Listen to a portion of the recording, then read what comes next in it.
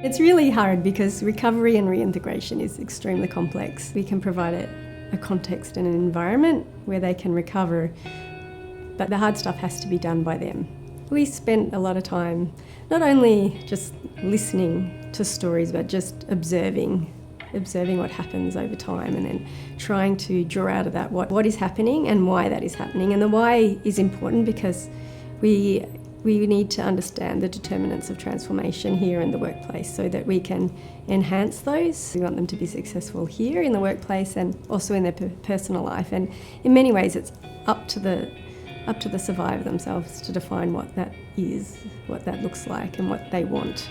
And it's up to us to provide the opportunity and the programs and services for them to achieve that. So in terms of the environment, we look at trying to create a safe, predictable workplace so that when they come in, they can relax, they feel that sense of belonging and again safety so that they can focus on their work. That would often be labelled as a trauma-informed workplace.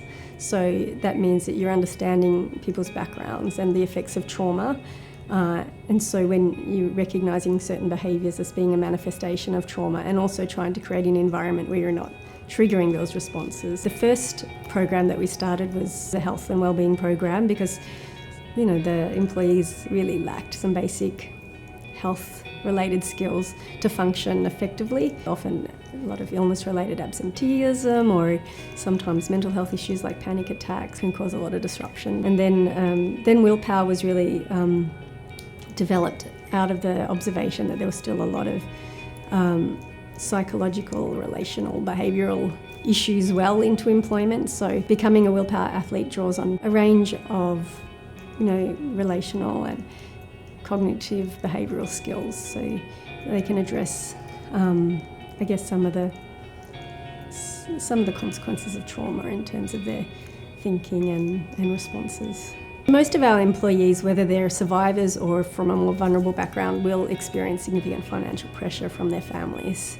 And it's very, very hard for them to navigate those pressures. And so part of what we have to teach them is how to, sometimes just basic financial management. What is a budget? How do you budget? How do you save? How do you manage debt?